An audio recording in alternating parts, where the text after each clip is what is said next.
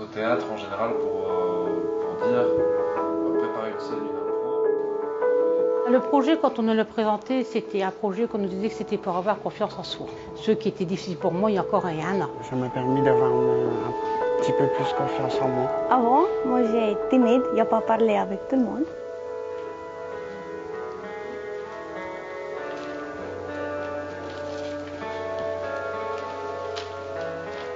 Cette année, sur le Valenciennois, on a décidé de faire appel à Clément de Préter de la Compagnie de la Volière, en lien avec le CRIC de Valenciennes, pour aller vers ces personnes justement qui sont en insertion professionnelle et qui ne fréquentent pas nécessairement les bibliothèques. Il y a eu des pistes autour du textile, il y a eu plein de choses qui ont été pensées. Et puis on a dit que chemin faisant, on avancerait là-dessus.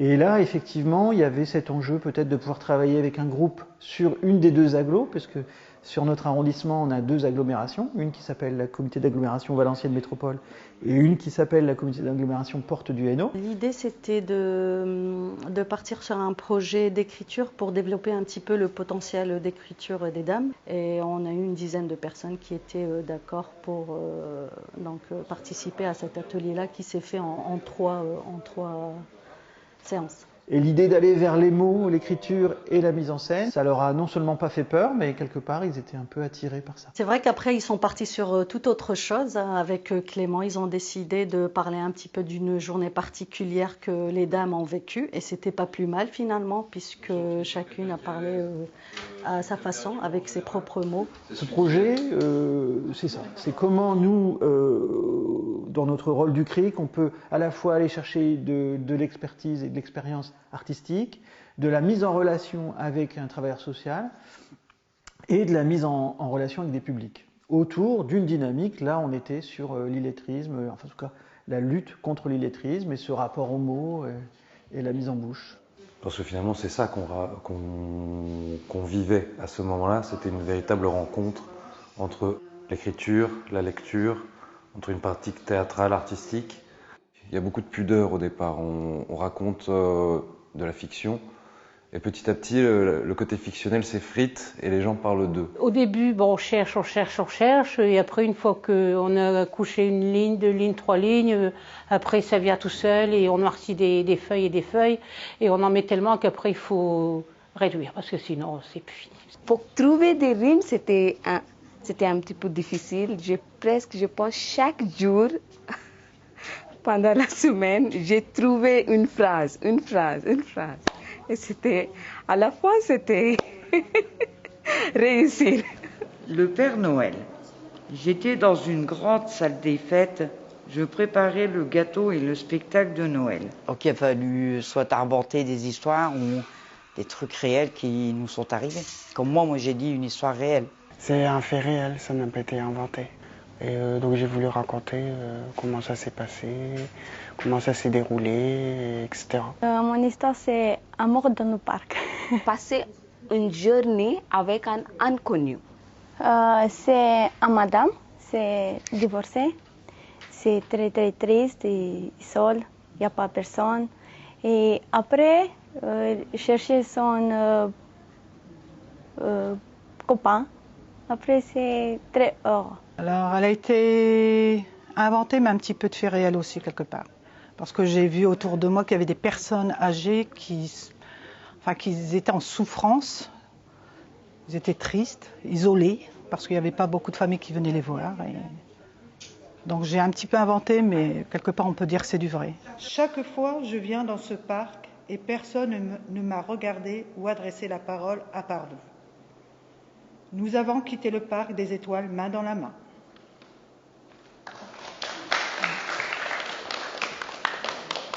C'est là que ça commence à devenir de l'intime et du coup, à ce moment-là, il faut travailler le corps. Certaines n'ont pas voulu le faire devant tout le monde, mais pour la plupart, elles ont réussi à aller jusqu'au bout, même si c'était un petit peu difficile.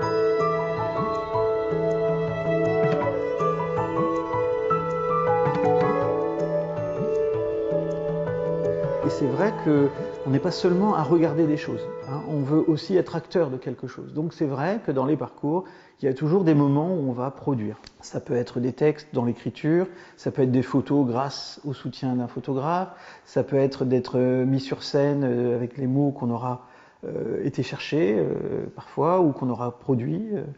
C'est aussi les arts plastiques, beaucoup. C'est aussi écouter, notamment des lectures de beaux livres, de beaux textes grâce au théâtre. Mais ça a été aussi l'occasion pour ces dames de découvrir des médiathèques particulièrement vivantes. Et je pense qu'elles étaient toutes sidérées de toutes les ressources qu'elles pouvaient y trouver. Ça crée une curiosité.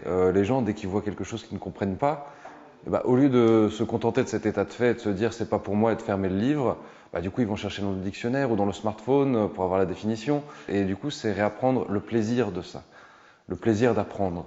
Il y a des femmes qui avaient aucun problème avec l'écriture et la lecture, même si écrire c'est jamais simple pour personne, hein. Par contre, il y avait des dames pour qui c'était vraiment pas simple, hein, et il y avait aussi beaucoup de femmes qui venaient de pays étrangers, qui étaient en apprentissage du français. Donc il y avait toutes les variantes possibles. Et le but de ces ateliers d'écriture, c'est de dire à tous qu'on sache lire ou pas, qu'on soit à l'aise avec l'écriture ou pas, d'être décomplexé par rapport au langage pour mieux se l'approprier. La première représentation à Valenciennes, c'était très particulier parce qu'on était dans une salle qui n'était pas vraiment une salle de spectacle, c'était une salle plutôt de répétition. Donc on voit le public, c'est lumière naturelle, c'est un très grand espace un peu intimidant. C'est stressant. Je suis stressée. Alors, mon examen de conduite. Un jour pas comme les autres. J'attendais ce jour avec impatience d'ailleurs. Après 30 minutes de pression intense, j'ai tout de suite compris que c'était pas cette fois que je l'obtiendrais. J'ai été très déçue, le verdict tombe, je ne l'ai pas eu. Désolée, j'ai stressé. Hein. C'était un challenge pour moi, pour voir si j'osais ou pas. Donc on a préparé le texte et franchement j'ai aimé parce qu'il fallait parler aussi au public. Ça nous a permis de travailler sur comment se présenter devant un public, comment s'exprimer.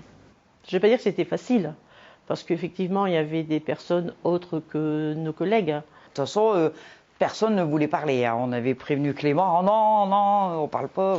Déjà devant les autres filles de Valenciennes qu'on connaissait pas, c'est impressionnant. Donc après devant le public... il a fallu qu'on... Je sais pas, moi personnellement, il a fallu que je me dise tu vas y arriver, tu vas y arriver. Oh oui, oui, je sais pas, c'est très timide, un peu peur, il n'y a pas l'air bien. Oui, il y a eu quand même un moment où... Mais après, on fait le vide, on est toute seule et on raconte. On oublie un peu tout le monde, on essaie d'oublier un peu tout le monde. C'est pas facile du tout de parler. Même déjà devant Clément, c'est difficile. Donc devant les autres personnes qu'on connaît pas. Puis devant Nassira, bien sûr. Donc c'est encore plus impressionnant.